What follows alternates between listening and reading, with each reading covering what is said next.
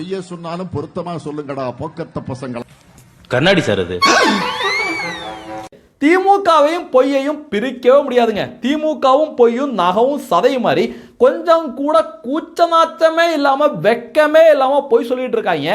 அதுலயும் பாத்தீங்கன்னா இந்த சிவாஜி கிருஷ்ணமூர்த்தியை போன்ற சாக்கடை வாயன்கள், இந்த 200 ஊப்பிகள் கொத்தடிமைகள் இருக்கானுங்களே, அவனுங்க பொய் சொன்னா கூட சரி 200 ரூபாய்க்காக பொய் சொல்றாங்க அப்படின்னு மன்னிச்சு விட்டுறலாம்.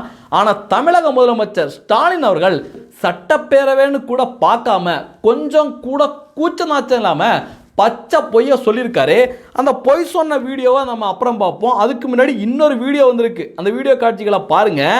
இந்த வீடியோவை பார்த்து யாரும் தப்பா நினைச்சுக்காதீங்க, ஒரு பாத்திர கடை அப்படின்னு தப்பா நினைச்சுக்காதீங்க. திமுகவோட மதுரை மாநாடு, அந்த மதுரை மாநாட்டுக்கு வர 200 ரூபா கொத்தடிமைகளுக்கு பிரியாணி, ஹாட் பாக்ஸ் அப்படின்னு என்னென்ன ஏற்பாடு பார்த்தீங்களா? தண்ணி பாட்டிலு, அப்புறம் வீரன் பாட்டிலு அப்படின்னு பல ஏற்பாடுகள் தடால் புடால் நடந்துட்டு இருக்கு. இப்படி எவ்வளோ கோடி ரூபா செலவு பண்ணிட்டு இருக்காங்க பார்த்தீங்களா? ஏன்னா திமுகவோட பொதுக்கூட்டத்துக்கு மக்கள் வர்றதே இல்லை. திமுகவுக்கு ஓட்டு போட்ட திமுகவோட அனுதாபியே திமுக ஆட்சியை காரி துப்பி நான்லாம் எதுக்கே வரணும், வந்து உட்கார்ந்தா உட்கார முடியலையா, கோட்ரு பிரியாணின்னு நீங்கள் என்னத்தை கொடுத்தாலும் துண்டுச்சீட்டை வச்சு அங்கே படிக்கிறத கேட்க முடியலையா அப்படின்னு அவங்களே தலைதறிக்க ஓடுறாங்க. அதுக்கு தான் இவ்வளோ பெரிய ஏற்பாடு. இதெல்லாம் எதுக்கு சொல்கிறேன் அப்படின்னா, இப்படி ஒரு பக்கம் தனியாக இறைச்சி விளம்பரத்துக்காக வெட்டி விளம்பரத்துக்காக கோடிக்கணக்கில் செலவு பண்ற திமுக, அதே சமயம் சென்னையில் மாற்றுத்திறனாளிகள், கண்ணு தெரியாத மாற்றுத்திறனாளிகள் அவங்க போராடிட்டு இருக்காங்க. எங்களுடைய கோரிக்கையை நிறைவேற்றி கொடுங்க அப்படின்னு மண்டாடி இந்த அரசாங்கத்திட்ட கேட்டுட்டு இருக்காங்க. ஆனா திமுக அரசாங்கம் அந்த பக்கம் திரும்பி பார்க்கவே இல்லை. திரும்பி பார்க்கலனாலும் பரவாயில்ல, எப்படியாவது அந்த போராட்டத்தை ஒடுக்கணும் அப்படின்னு அடாவடித்தனமான வேலையில் இறங்கியிருக்காங்க. அவங்களுக்கு அடிப்படை வசதிகளை கூட செஞ்சு கொடுக்காம, அவங்களுக்கு குடிநீர் கொடுக்காம, அவங்க ஏற்கனவே யூஸ் பண்ணிட்டு இருந்த பாத்ரூம் எல்லாம் அடாவடித்தனமாக மூடி இரவோட இரவா அவங்கள கைது பண்ணி கொடூரமான வேலைகளை அந்த அரசாங்கம் பார்த்துருக்கு. அவங்களுடைய கோரிக்கைகளை நிறைவேற்றி கொடுக்கறதுக்கு ஸ்டாலின் ஐயாவோட பாதி சொத்தையோ பணத்தையோ அதெல்லாம் செலவு பண்ண வேண்டிய தேவையே கிடையாது.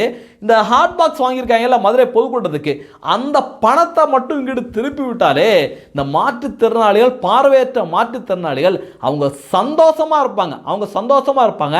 ஆனா அதெல்லாம் பண்ணாம அவங்கள அடக்குமுறையினால நைட்டோட நைட்டா அவங்கள கைது பண்ணி அடாவடித்தனமான வேலையில திமுக அரசாங்கம் இறங்கி இருக்கு.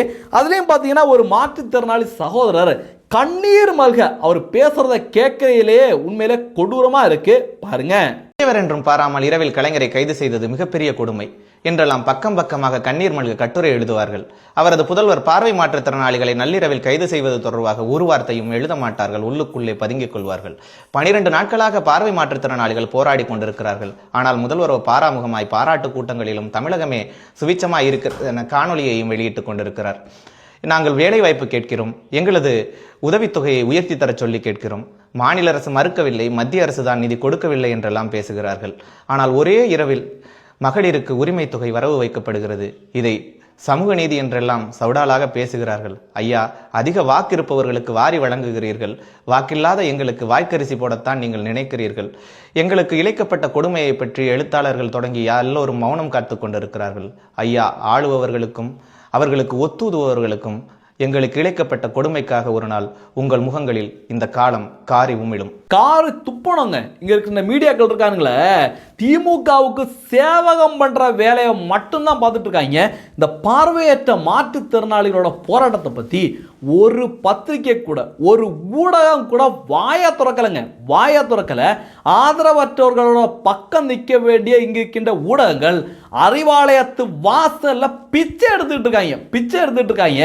அதுல இந்த சகோதரர் ரொம்ப தெளிவா கேட்கிறாரு, கருணாநிதியை நைட்டு கைது பண்ணணும்னா எத்தனை பேர் குதிச்சிங்க, எத்தனை பத்திரிகையாளர்கள் எழுதுனீங்க, எங்களை இரவோட இரவாக கைது பண்ணி என்னென்ன வேலையை காட்டினாங்க, அதுக்கு எதிராக உங்களுடைய பேனாக்கள் எழுதாதா அப்படின்னு சகோதரர் ரொம்ப தெளிவாக கேட்டிருக்காரு.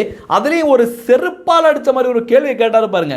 எங்களுடைய கோரிக்கைகளை நிறைவேற்றுறதுக்கு பணம் இல்லை அப்படின்னு சொல்றீங்க, ஆனால் ஒரே இரவில் எல்லாருக்கும் 5000 போட்டு விடுறீங்க அப்படின்னு ரொம்ப தெளிவான கேள்வியை கேட்டிருக்காரு. இந்த பாவம் எல்லாம் ஸ்டாலின் அரசாங்கத்தையும் ஸ்டாலினோட குடும்பத்தையும் சும்மா விடாது. 2026 இவங்களுக்கு மரண அடி கிடைக்கணும் அப்படிங்கிறது தான் ஒட்டுமொத்த தமிழ் இனத்தோட கோரிக்கையா இருக்கு. அடுத்து பார்த்தீங்கன்னா ஸ்டாலின் அவர்கள் சட்டப்பேரவையில் கொஞ்சம் கூட குச்சநாச்சம் இல்லாமல் பொய்ய சொல்லியிருக்காரு. நயினார் நாகேந்திரன் அவர்கள் பாரதிய ஜனதா கட்சியோட தலைவர், அவர் ஒரு சிம்பிளான கேள்வி கேட்கிறார். ஐயா, நீங்கள் இப்போ தேர்தல் வந்தோன்னு 5000 ரூபா போட்டு விட்றீங்கல்ல, அதே நேரத்தில் நீங்கள் ஆட்சிக்கு வந்து 28 மாத காலமாக 1000 ரூபா பணம் ஒவ்வொரு குடும்பத்துக்கும் கொடுக்கல, அதை ஏன் நீங்கள் போட்டு விடலை? அந்த காலகட்டத்திலையும் பார்த்தீங்கன்னா நாடாளுமன்ற தேர்தலுக்கு முன்னாடி 1000 ரூபா கொடுத்தீங்க, இப்போவும் 5000 ரூபா தேர்தலுக்கு முன்னாடி கொடுக்குறீங்க, ஏன் இந்த ஏமாத்து வேலை அப்படின்னு கேட்டோன்னே அதுக்கு பதில் தெரியாத முதலமைச்சர் என்ன தெரியுமா கதை அடிச்சு விட்டாரு பாருங்க. நாங்கள் ஆட்சிக்கு வந்தால் ஒவ்வொருவருக்கும் 15 லட்சம் ரூபாய். அது என்னாச்சு? அது சொல்லிட்டு இதெல்லாம் சொல்லுங்க, நல்லா இருக்கும். எப்படி கொஞ்சம் கூட கூச்சநாச்சம் இல்லாமல் இப்படி உருட்டுறாரு அப்படின்னு தெரியல. 15 லட்ச ரூபா கதையை மக்கள் இன்னும் நம்புவாங்க அப்படின்னு முதலமைச்சர்கிட்ட யாரோ ஆழமாக நம்ப வச்சுருக்காங்க. ஏன்னா இவங்கள்ட்ட பதில் இல்லை. பணம் கொடுப்போம் கொடுக்க மாட்டோம் அப்படின்னு டேரெக்டாக சொல்லியிருக்கலாம். அதுக்கெல்லாம் பதில் இல்லாமல் மறுபடியும் 15 லட்சத்தை உருட்ட வந்திருக்காரு. எல்லாருக்கும் வணக்கம். நேற்று இந்த கன்றாவியான விஷயத்தை எல்லாருமே பார்த்துருப்போம். நம்ம தேசத்தோட தலைநகரில் ஏஐ உச்சி மாநாடு நடக்குது. ஒவ்வொரு ஆண்டும் ஒவ்வொரு நாட்டில் நடந்துகிட்டு வருது. இந்த வாட்டி நம்முடைய தலைநகர் பாரத தேசத்தோட தலைநகர் டெல்லியில் நடக்குது. குறிப்பாக உலக நாட்டிலேருந்து தலைவர்கள் வர்றாங்க. உலக நாட்டிலேருந்து எல்லாருமே இந்த மாநாடை உன்னிப்பாக கவனிச்சுட்டு இருக்காங்க. நம்ம நாட்டோட பிரைம் மினிஸ்டர் நரேந்திர மோடி அவர்கள் இந்த மாநாடை தொடங்கி வச்சு அவரும் வந்து ரொம்ப சிறப்பாக நம்ம நாட்டோட பெருமையை உலக அளவில் கொண்டு போனோம் அப்படின்னு ஒவ்வொரு விஷயமா நம்ம நாட்டுக்கு கேட்டு வாங்கி இங்கே நடத்திட்டு இருக்காரு. ஆனால் இதை வந்து எப்படியாவது சீர்குலைக்கணும், ஐயோ இதெல்லாம் நடக்குது அப்படின்னு பயத்தறிச்சலோட இந்த இத்தாலி கோஷ்டி இருக்காங்களே, பப்பு ராகுல் பூந்தியோட ஆல்ட்ர சில்ற பயிலுவ நேற்று திடீர்னு ஏஐ உச்சி மாநாடு நடக்கிற அந்த அரங்குக்குள்ள பூந்து என்னமோ அவங்க வந்து அவங்களுடைய தலைவியோட இத்தாலி தலைவியோட பழைய பார் டான்ஸ் வீடியோவை எதுவும் பார்த்தாங்கன்னு தெரியல, திடீர்னு போராட்டம் அப்படிங்கிற பேரில் சட்டையை கலட்டி நாகரிகம் இல்லாமல் கேவலமான ஒரு விஷயத்தை பண்ணாங்க. அங்கிருந்த மக்களும் இந்திய உணர்வாளர்களும் எல்லாரும் போட்டு சாத்துன்னு சாத்தி செருப்பால் அடித்து விரட்டினாங்க. உண்மையிலே அது பாராட்டத்தக்க ஒரு விஷயம். எனக்கு ஒன்றுமே புரியலை. இந்த பப்பு ராகுல் பூந்தியோட நடவடிக்கையே எனக்கு புரியலை. ஏன்னா தொடர்ந்து எல்லா மாநிலங்கள்லையும் மக்கள் சாணியால் அடிக்கிறாங்க, செருப்பால் அடிக்கிறாங்க, மக்கள் ஓட்டே போட மாட்டேங்கிறாங்க, விரட்டி அடிக்கிறாங்க. இருந்தும் இவங்களுடைய திமிரும் தேசத்துக்கு எதிராக செயல்படுற விஷயமும் கொஞ்சம் கூட குறையலைங்க, கொஞ்சம் கூட குறையலை. பெரிய ஒரு விரக்தியில் லூஸ் ஆகிட்டாங்களா அப்படின்னு கூட நான் அடிக்கடி நினைப்பது உண்டு. ஏன் அப்படின்னா பப்பு ராகுல் பூந்தி என்னென்னமோ குட்டி கரணம் போடுறாப்புல, அங்கிட்டு ஓடுவாப்புல இங்கிட்டு ஓடுவாப்புல என்னென்னமோ விஷயத்த பண்ணுறாங்க. நாடாளுமன்றத்தில் கூட படு கேவலமாக பெண்களை முன்னிறுத்தி கேவலமான விஷயங்களை என்னென்ன பண்ணுறாங்க அப்படின்னு நம்ம பார்த்துருப்போம். என்னத்தை பண்ணாலும் மக்கள் ஓட்டே போட மாட்டேங்கிறாங்க அப்படிங்கிற விரக்தியில் பப்பு ராகுல் பூந்தி பைத்தியமாயிட்டாப்புல நினைக்கிறேன். ஏன் அப்படின்னா 100வது தோல்வி, உலகத்திலேயே தொடர்ந்து 100 தோல்விகளை சந்திச்ச ஒரே ஒரு மக்கு பப்பு ராகுல் பூந்தியா தான் இருப்பாப்ல. ஏன்னா அவ்வளோ கேவலமான அரசியலை நம்முடைய பாரத திருநாட்டில் தொடர்ந்து பண்ணிட்டு வராங்க. ஆனால் ஒரே ஒரு விஷயம், அரசாங்கம் இவங்களை வந்து என்ன பண்ணுது, இவங்களை வந்து இவங்க மீது நடவடிக்கை எடுக்குதா அப்படின்லாம் தெரியாது.